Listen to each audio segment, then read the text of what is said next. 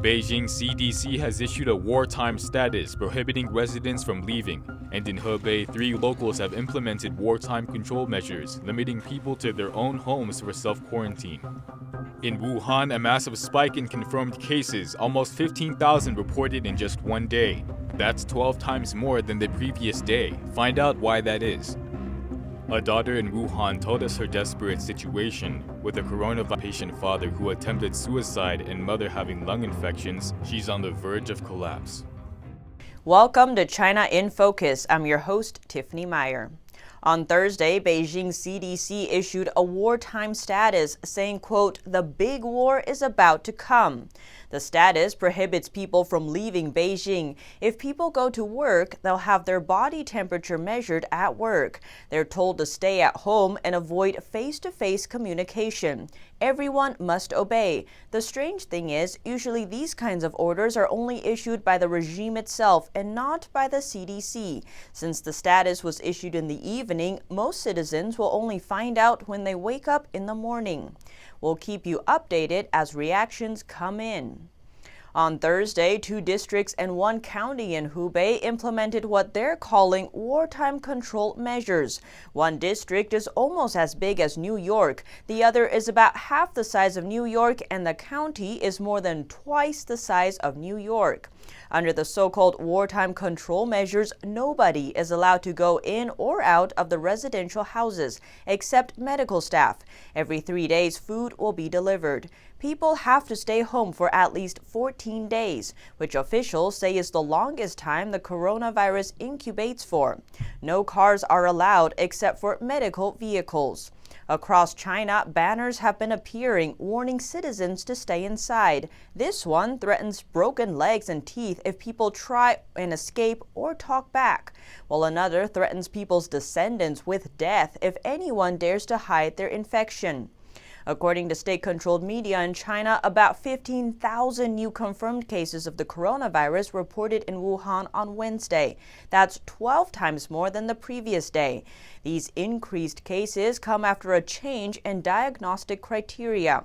Experts believe the real numbers are much higher. The big change of the official numbers reveals another problem.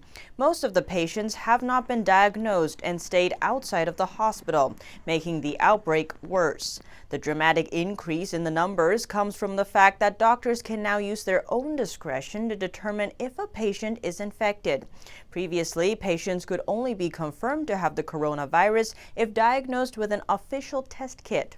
But that raised 2 problems. Firstly, initially some patients tested negative, but were later found to be infected with the virus.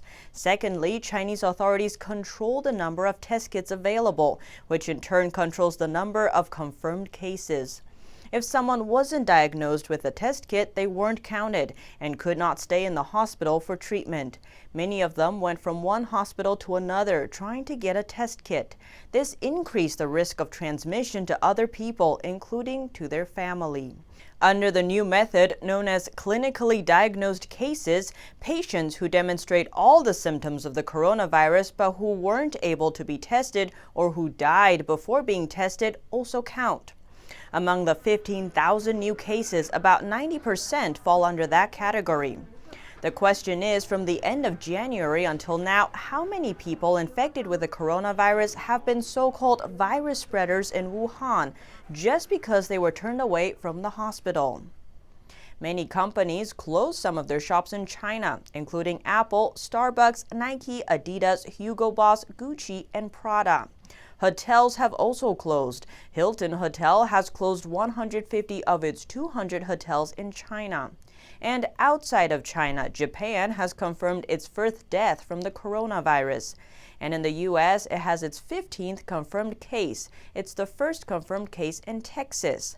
And top White House advisor Larry Kudlow said U.S. leaders are disappointed with the way China's responding to the coronavirus outbreak.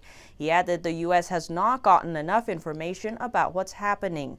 The Chinese regime has still refused help from the U.S. in containing the outbreak. And the U.S. Health and Human Services Secretary said on Thursday Americans suspected of having the coronavirus will be tested in 5 cities in an effort to stem the outbreak. And back in China, people are coming up with clever ways to protect their pets. In southeast China, a photo of a man walking his dog completely wrapped up in protective plastic. And at an unknown market, a cat wearing a face mask. Netizens are calling it Mask Cat. Inside Wuhan, China's coronavirus outbreak epicenter, a daughter is calling for help amid desperation. NTD's Xiaohua Gu reports. It was late at night. With the little knife, Miss Zhang's father cut open his wrist at his home in Wuhan, the epicenter of China's coronavirus outbreak. The cuts are pretty deep, the wound stretches really long, and he made many cuts, very deep. Her father is a Parkinson's patient and has severe abdominal pain. Days ago, CT scans show his lungs are infected. He couldn't get tests and treatments in time. With the city's public transportation shut down, her father sometimes has to walk an hour in the freezing winter weather just to get home after having injections at the hospital. Zhang thinks her dad attempted suicide out of desperation and pain. He's infected. He has a fever. He doesn't see any hope, and he's suffering. He's really suffering. Luckily, Zhang's father was discovered in time and saved. They used napkins and bandages to bind up the wound. 2 days after the attempted suicide, her father was finally able to be tested for coronavirus, and the result was returned positive. Zhang herself also had a fever, and her mother's CT scan shows lung infection. But since they're asymptomatic, they are first trying to get the father a bed in the hospital, a scarce resource in the city of Wuhan. Reporting by Xiaohua Gu, NTD News. In Wuhan, China's coronavirus outbreak epicenter, some patients took their own lives out of desperation. Wuhan's health system is overwhelmed, lacking hospital beds and medical supplies. As a result, many are asked to go back home and self-quarantine. For fear of passing on the disease to family members, some feel they have no choice but to kill themselves. This past January, a video circulating on the internet shows a man's body covered in white cloth. According to a social media post, the man was crying out of grief and desperation. He said he is infected and can't stay at home for fear of infecting his wife and children. He can only rent a place outside his home as no beds are available in the hospital. With public transportation shut down, he has to walk a long time to see any doctors. Out of desperation, he jumped off the Simencao Bridge in Wuhan, ending his life. On February 10th, Chinese media reported the suicide of a 70-year-old man. As a uremia patient for 5 years, he needs dialysis 3 times a week. After CT scans showed lung infections, local hospital told the man that they can only have dialysis for him after he's confirmed to have the coronavirus. The man waited for 8 days for a test but couldn't get it. He couldn't eat anything for a week and was on the brink of death. He said to his wife, quote, "I don't want to be involved in this mess," then jumped off the 9th floor of a building. There are also posts circulating on Chinese social media of cases they've heard in the neighborhood of suicides because of similar reasons. And now to Cambodia, where a cruise ship has been allowed to dock. The ship spent 2 weeks at sea after being turned away by 5 countries over fears that someone on board might have the coronavirus. The cruise liner that spent 2 weeks at sea and was turned away from 5 countries for fear of coronavirus, despite not having any confirmed cases aboard, has finally found a place to dock in Cambodia. A huge relief for the passengers aboard the MS Westerdam. Its nearly 1,500 tourists and 800 crew aboard arrived at an anchoring point on Thursday morning. The president of Holland America Line, the company that owns the ship, thanked passengers for their understanding in a video address. Although no one on the cruise had fallen ill, blood samples from passengers were collected by Cambodian health officials for testing for the coronavirus. Here's the country's transport minister.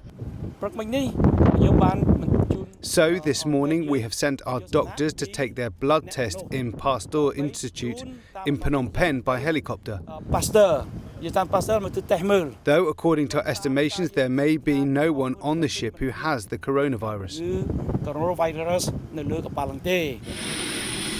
Cambodia's efforts have been praised by the World Health Organization chief, who said it was an example of, quote, international solidarity.